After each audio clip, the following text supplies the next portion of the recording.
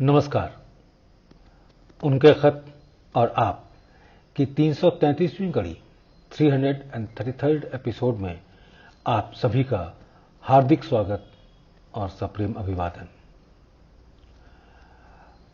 329वीं कड़ी में 329th episode में मैंने जो आर्टिकल बाबूजी साहब का पढ़ा था, पैरेललिज्म इन नेचर, आज मैं उसका हिंदी अनुवाद पढ़ रहा हूं, प्रकृति में समांतरता। ये एक बहुत पुरानी सहजमार्ग पत्रिका में प्रकाशित हुआ था।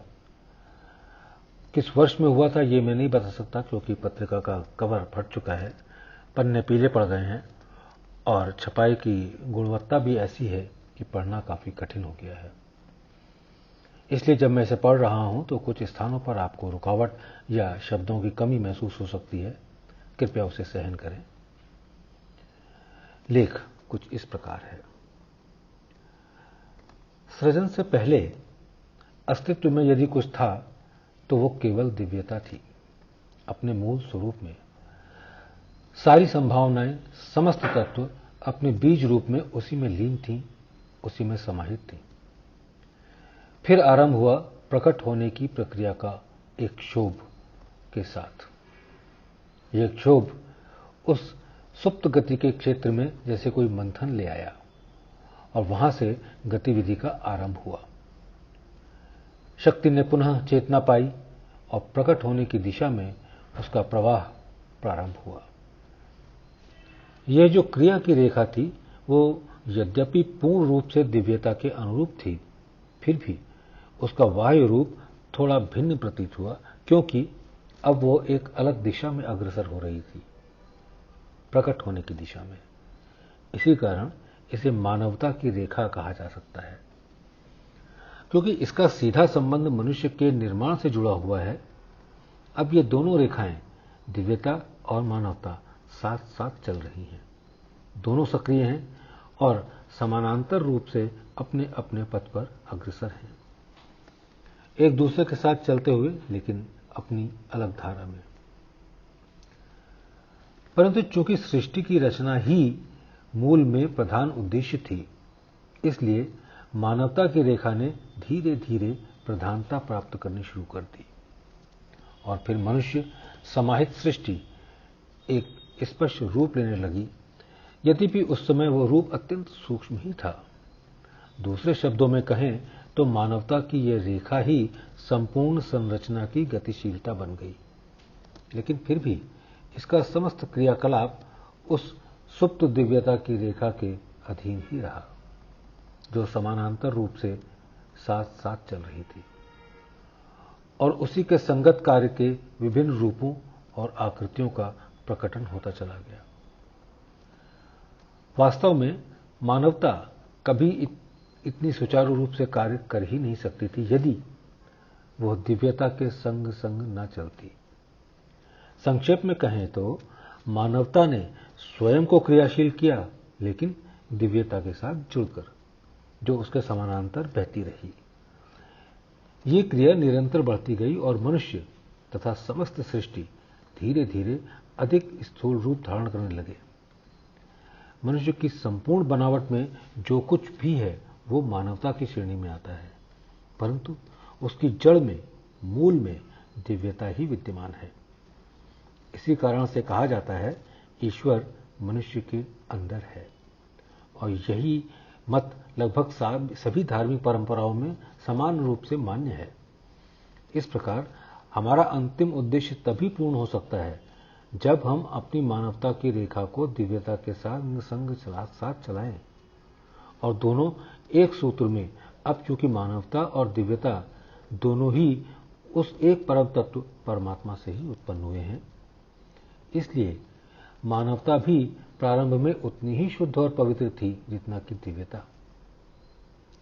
उसमें जो क्रियात्मक शक्ति थी वो उस समय नाम मात्र की थी, या यूं कहें कि वो सुप्त अवस्था में थी, जागरूक नहीं।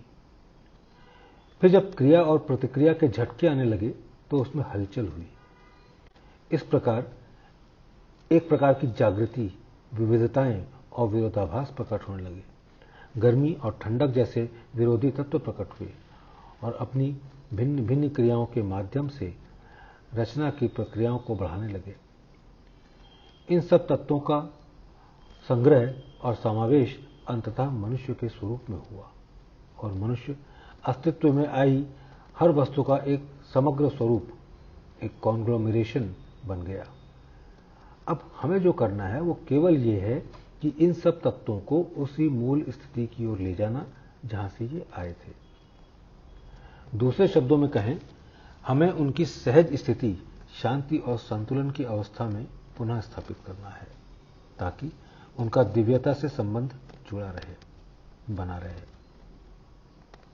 और यह कार्य एकमात्र उसी समय संभव है जब हम उनमें उचित संतुलन, मॉडरेशन को स्थान दें। ठीक यही कार्य हम सहज मार्ग हार्टफुलनेस में करते हैं, जहां मध्यम मार्ग द्वारा, संतुलन के द्वारा हम अपनी मानवता को फिर से दिव्यता के साथ जोड़ने का प्रयास करते हैं।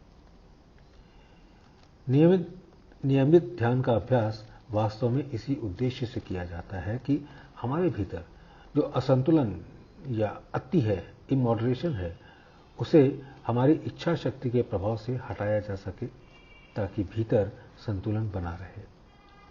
और जब ऐसा होता है तो हमारे भीतर की मानवता धीरे धीरे दिव्यता में परिवर्तित होने लगती है।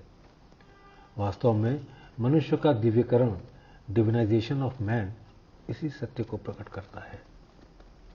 जब यह प्रक्रिया पूर्ण हो जाती है तो जो पहले मानवता और दिव्यता के बीच एक समांतरता, पैरेललिटी थी, वो धीरे धीरे समाप्त हो जाती है। दोनों लगभग एक ही हो जाते हैं। हालांकि मानवता पूरी तरह समाप्त नहीं हो सकती जब तक मनुष्य शरीरधारी है, क्योंकि शरीर और सृष्टि की शक्ति का गहरा संबंध है। हां, यह संभव है कि मानवता को अधिकतम सीमा तक दिव्यता में विलीन या लीन किया जा सके, मर्ज किया जा सके। कभी कभी ऐसा भी होता है कि सांसारिक दुख या आघात का कोई तीव्र झटका किसी भौतिकता के उपासक को ईश्वर का उपासक बना देता है। ऐसा इसलिए होता है क्योंकि मनुष्य पूरी तरह से मानवता की रेखा से जुड़ा हुआ होता है। जब ये झटका लगता है तो मानवता की रेखा में एक प्रकार की गिरावट आ जाती है, जिससे एक वैक्यूम उत्पन्न हो जाता है और वह वैक्यूम तुरंत दिव्यता द्वारा भर दिया जाता है, जो पहले से ही उसके समांतर चल रही होती है। जितना गहरा ये रिक्त स्थान होगा, उतना ही गहरा और स्थायी प्रभाव उस पर पड़ेगा। जिस व्यक्ति ने जीवन रहते जीवन मुक्ति की वास्तविक अनुभूति, प्रैक्टिकल कॉग्निजेंस प्राप्त कर ली हो, उसके भीतर की मानवता की रेखा धीरे धीरे महत्वहीन होती चली जाती है और जब वो शरीर छोड़ देता है तो वो पूर्णतः समाप्त हो जाती है। हालांकि जीवन रहते मानवता का यह सूक्ष्म अंश बना रहना आवश्यक है, जरूरी है। चाहे कोई कितना ही उच्च कोटि का संत क्यों ना हो, उसके भीतर यह मानवता का नाम मात्र का अंश बना रहता है और इसी कारण कभी कभी वह मानव स्वभाव से जुड़ी निम्न प्रवृत्तियों का सामना भी करता है। यदि किन्हीं विशेष परिस्थितियों में गुरु की शक्ति और सामर्थ्य के प्रभाव से यह मानवता का अंश पूर्णतः नष्ट हो जाए तो वह व्यक्ति के लिए जीवन बनाए रखना संभव नहीं रह जाता, मृत्यु निश्चित हो जाती है। सहज मार्ग हार्टफुलनेस की ध्यान पद्धति के प्रभाव से हम अपनी साधना में धीरे धीरे मानवता की रेखा पर कार्यरत शक्ति की तीव्रता को कम करने लगते हैं। इसका परिणाम यह होता है कि दिव्यता धीरे धीरे प्रबल होने लगती है और मानवता और दिव्यता के बीच जो समांतरता थी, पैरेललिटी थी, वो क्षीण होने लगती है। दूसरे शब्दों में कहें तो मानवता अब दिव्यता के प्रभाव से चार्ज होने लगती है और समय के साथ यह दिव्य प्रभाव संपूर्ण चेतना पर हावी हो जाता है।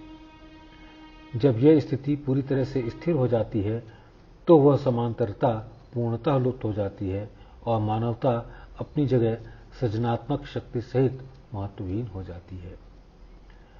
जब हम इस अवस्था में तक पहुंचते हैं तो हम दिव्यता के अत्यंत समीप हो जाते हैं और जीवन की सभी समस्याएं समाप्त हो जाती हैं। अब क्योंकि ईश्वर अनंत है, इसलिए मनुष्य भी अपनी सर्वोच्च अवस्था में पहुंचकर उसी अनंतता का भाग हो जाता है।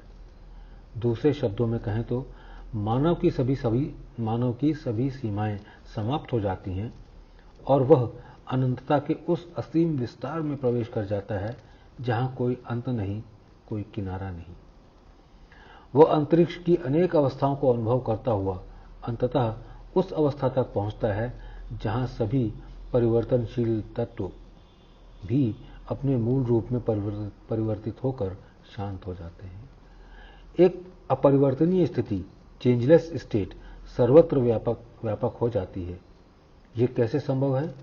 जब मनुष्य की सीमाएं समाप्त हो जाती हैं और उसका स्व असीम रूप में फैलने लगता है, यहां तक कि पूरा ब्रह्मांड उसके भीतर समाहित प्रतीत होता है। अब यदि संसार के किसी भी कोने में कोई हलचल होती है तो उसकी प्रतिध्वनि उसके हृदय में गूंजती है।